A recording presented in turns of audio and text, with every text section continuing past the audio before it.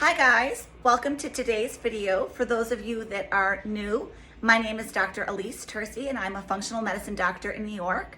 For those of you that know me, welcome to today's video. I'm gonna let you in on a big secret. Are you ready? The secret is that you cannot out-supplement a shitty diet.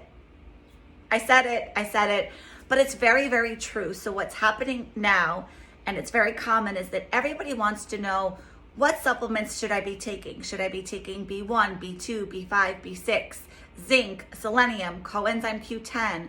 What should I be taking? I need to supplement, right? Not necessarily. Not necessarily. Supplementation was initially intended for special populations of people. An example of this includes pregnant women. So for example, when women get pregnant, we need more nutrients. We do need more calories. Our nutrients consumption has to go up because obviously we're growing a baby. And in the process of that, we need more stuff. Supplements would be used in that time frame to be able to support the woman to get her adequate vitamins. For example, B vitamins. So B1, B2, B5, B6, B12 are all included in that. And the reason we need those is to prevent what's called neural tube defects or just spinal malfunctions that can happen during genetic formation of the children. Another example of a special population of people that might need vitamins in addition to their diet are vegetarians or vegans who might not be consuming red meat, and that's where we get most of the iron and heme from. Of course, you can get nutrients from different foods, even if you are a special population of people, but what ends up happening is that people choose to supplement. It's a little bit easier to do it that way. But remember, initially, supplementation was really intended for special populations, not necessarily for everyday average living. Something to be mindful of is that the word itself, supplement or supplementation, means in addition to. It doesn't mean in place of. And so what happens is that we actually end up not eating certain foods thinking, oh, I'll get it from a supplement. Let me just take my multivitamin, that's enough for me. And that's not true. The reason we would opt for whole foods or real food over supplementation is because we don't even know all of the constituents that are in food, in the nutrition. And so what can happen is that we might be missing out on different enzymes or different compounds that medicine and science don't even know exist in food groups. And of course, those things, if we don't know about them, they won't be in the supplement just by default. What is your why? Meaning, why are you taking these supplements? Oftentimes, I have patients that come in with giant lists. They're using turmeric and selenium and sometimes iodine. They're taking a multivitamin. Lots of stuff is on their multivitamin, intake form. But I always want to know why and then who recommended it. Because what happens is people say, well, I don't know.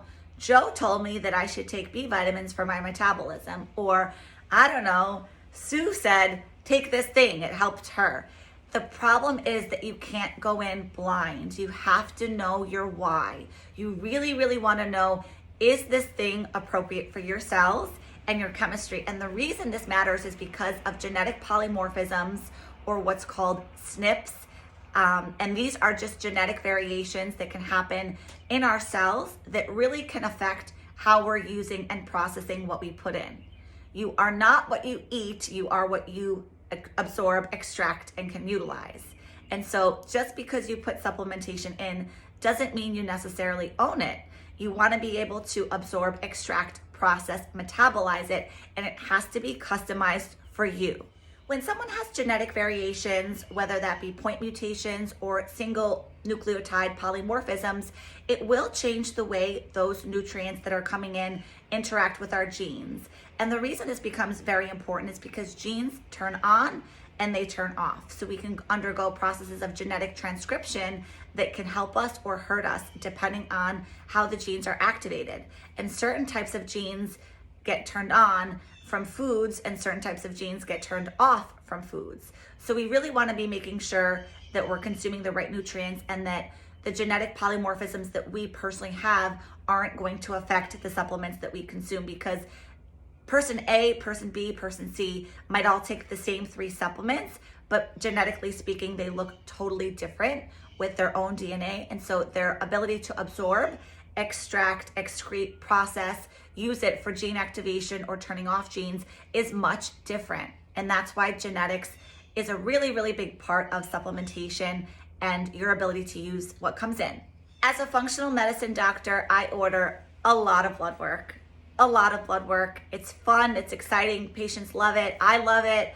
It's very helpful because it gives me a little bit of an insight as to what your cells are doing, what your blood is doing. But what I see frequently, especially with my supplement junkies, is that their vitamins and minerals are all off the chart.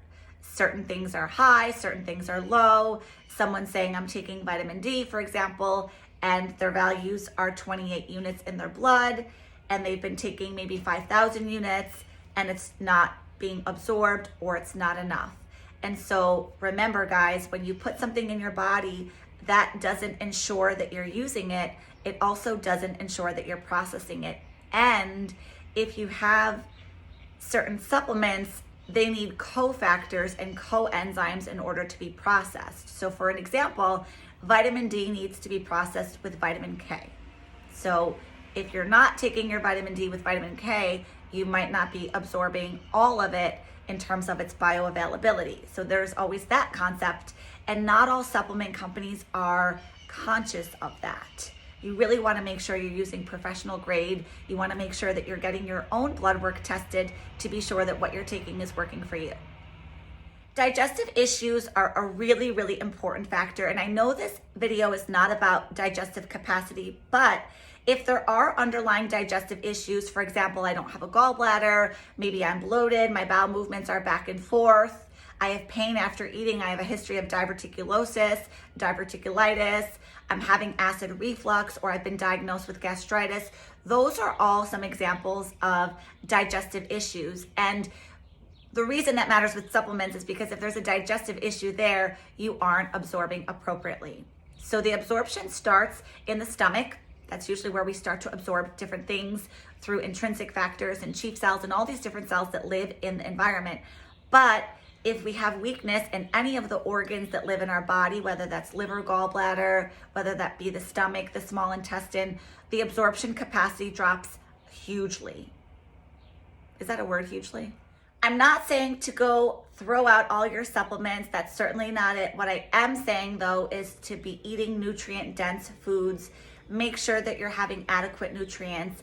Try to opt for real food if possible.